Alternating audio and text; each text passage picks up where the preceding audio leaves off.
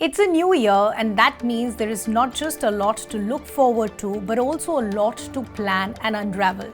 Plans about your personal finances, plans about investment, and expectations from the Indian economy. So where does one really begin from? I'm Ridhima Bhatnagar, here to bring you the top financial events you need to watch out for in 2024 and why they will be crucial for the Indian economy as well as the Indian consumers. So let's begin.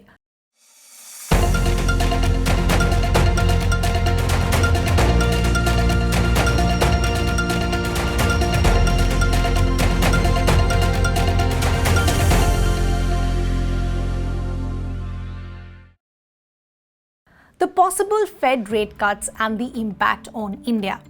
Now, according to the Federal Reserve officials in December 2023, they concluded that interest rate cuts are likely in 2024, though they appear to provide little detail on when that might occur. Now, what does this mean? At the last meeting of the Fed, the rate-setting Federal Open Market Committee agreed to hold its benchmark rate steady in a range anywhere between 5.25% and 5.5%. Members indicated they expect 3/4 percentage points cut by the end of 2024. Now, despite the cautionary tone from Fed officials, markets expect the central bank to cut aggressively in 2024. Now, anytime there are cuts by the Fed, that makes the Indian markets far more attractive than those in the United States, simply because of the interest gap between both the countries. The foreign investor who pulled out of India due to the Fed hikes may return if the rates are cut, thereby giving a liquidity push to the Indian stocks. Now, this can prove to be positive for the Indian equity markets as well as the investors. Let's now talk about the other big events that you need to watch out for. Let's talk about our own central bank. Now, this is a politically heavy year. In a few months, we will see the general elections in India. Globally, the tone of monetary policy has also become less hawkish, suggesting that the most challenging phase of the cycle of increasing interest rates is now behind us. This positive development has now opened up the possibility of interest rates softening in 2024 to support economic growth. According to the first advanced GDP estimates, India is likely to have a 7% growth for the fiscal year ending March. According to the RBI's growth forecast, the Reserve Bank of India is likely to have a projected higher economic growth estimates of around 7% for FY 2024 ending in March this year compared with earlier government estimates. Now, in 2023, S&P Global Ratings had already projected that India would remain the fastest growing major economy for the next 3 years, setting to become the world's third largest economy by 2030. S&P expects India, in currently the world's fifth largest economy, to grow at 6.4% this fiscal, and the estimate growth they say will pick up to 7% by fiscal 2027. Economists have also said that the RBI's Monetary Policy Committee, or the MPC, is unlikely to cut the benchmark policy rate of 6.5% for the next few quarters amid the risk of a spike in food inflation in the election year. Let's now talk about some other events that you should know about.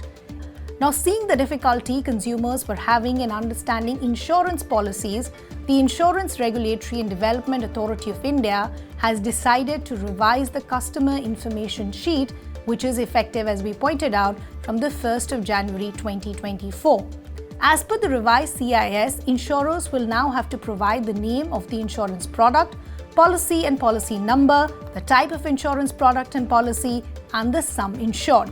So what does this essentially mean for you? This essentially means that policyholders will be informed about policy coverage like hospital expenses, exclusions, what the policy does not cover, waiting period, financial limits of coverage, claims procedure, and details about grievances, complaints, redressal, and their mechanisms. Policyholders can also now demand a CIS in their local languages as well. Let's talk about the health sector. Now, could India soon have a unified hospital network? Now, if you look at the reports that are being doing the rounds, Till now, a health insurance policy holder could only avail cashless treatment only at network hospitals whom the insurance had a tie-up or some sort of collaboration with. Each insurance company has an independent network of medical service providers that they essentially work with. Now, according to a report in the Economic Times, the insurance regulator, along with the General Insurance Council or the GIC, is now working towards a proposal to introduce a 100% cashless network that will include both empaneled and non-empaneled hospitals. We will though now have to wait for an official announcement as far as this proposal is concerned. Now let's talk about some news about personal investment. For those who invest in SIPs, you need to hear this one carefully. SEBI, as we talk, is in discussion with mutual fund houses to lower the minimum amount for an SIP to Rs 250. Speaking at an event, the chairman of SEBI said that they are working with mutual fund houses to see where is that cost and what SEBI can do to facilitate in making it possible to bring the viability down to Rs 250 a month. Now, according to him, it will bring in financial inclusion and equally importantly, it will give strength to our markets as well.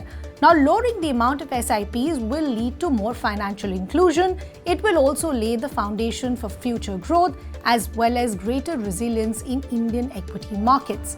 Industry experts believe that while smaller SIPs could be a great entry point for new investors and could enhance penetration for mutual funds, but they will be viable only if investors move to bigger SIPs over mutual funds. Now, next is a topic that has been discussed for years. Could India see the introduction of fractional shares? Now, fractional share is a portion of a stock that is less than one full share and is typically a result of corporate actions such as stock splits or bonus shares. Fractional shares cannot be traded in the market and cannot be bought or sold. Now, as per Section 4(1)(e) of the Companies Act 213, a company shall have share capital and the division thereof into shares shall be of a fixed amount and the number of shares to which the subscribers to the memorandum agree to subscribe shall not less than be one share. Therefore, selling, trading and investing in fractional shares currently in India are not allowed. Now, the SEBI or the Securities Exchange Board of India and the Ministry of Corporate Affairs are working on introducing the concept of fractional shares. This approach should soon allow individuals to invest in shares of companies that are highly priced, making the stock market more accessible than ever before. So, what are the benefits? For starters, it could entice more people to want to invest in the markets. As of now, only 3% of the Indian population invests in the stock market. The only disadvantage is that when you own a fractional share, you may not be entitled to voting rights in the company. And if access to fractional share means that you trade more often, you could also rake up brokerage-related fees quite quickly. Next, could there be ASBA Like facility for secondary market in India? The Security and Exchange Board of India or SEBI has proposed to introduce a new settlement mechanism for stock trades from the 1st of January. The proposed system is similar to the application supported by blocked amount ASBA facility available to an IPO issue applicant, where it ensures that money will move from the applicant's bank account only after the allotment as far as the IPO is concerned. Now, the proposed framework introduces the UPI block facility as a non-mandatory option for investors in the equity cash market segment, providing a mechanism for security funds and securities for trading activities. Now, during this pilot, investors can block funds in their bank accounts, which will only be debited by the clearing corporations upon trade confirmation during this settlement. And let's also now shift our focus to the IPO space and talk about all the upcoming IPOs for 2024. Swiggy. SoftBank-backed Swiggy is expected to launch its IPO in the early months of 2024, expected to raise around $500 million through this issue. Through the IPO, the investor SoftBank is aiming to reduce its shares in the company. FirstCry, a Pune-based startup and childcare online platform FirstCry, is expected to launch its IPO in 2024, likely after the results of the general elections of 2024. FirstCry is also aiming to raise around $500 to $600 million through its entire issue. Ola Electric, another IPO that we're watching out for. Electric vehicle startup Ola Electric is planning to launch its IPO in January or February of 2024. Ola Electrical is planning to raise around $400 million with the aim of setting up its first factory in Tamil Nadu with the funds. Next, OYO IPO. OYO's draft paperwork for the IPO has already been pre-filed, and it is expected that the IPO will be launched by mid-2024. The OYO IPO is expected to raise around $400 million. Akash, Byju's subsidiary, Akash, which was acquired by the prominent edtech firm Byju's in 2021 for a substantial $950 million, is reportedly gearing up to launch its IPO by mid-2024. What is important to note though is investor scrutiny is expected to be heightened here due to the recent challenges that have been faced by Byju's, including issues with lenders, workforce reductions, and concerns that have been raised by auditors. PhonePe, a front-runner in India's digital payment arena, is also setting its sight on IPO in 2024-25 timeframe, bolstered by a $200 million investment from Walmart, which valued the company at $12 billion. PhonePe is currently in the process of raising a substantial $2 billion fund. And unfortunately, lastly, before we go, we do have to talk about the rising COVID cases. The COVID-19 pandemic caused widespread uncertainty and panic in financial markets worldwide in 2020.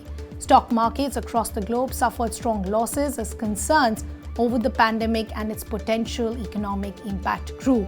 The rising cases now could still instill some sense of caution, but it's not alarming at this juncture. While the ongoing risk remains, the market's reaction will also depend on how the situation unfolds from here on. Experts as of now believe that COVID is not a major trigger for the market at this juncture. With this, we end this video. We hope you have a great financial year ahead. Do not forget to share this video. One Finance will bring you every week the top news and updates that impacts your personal finances. Do follow One Finance.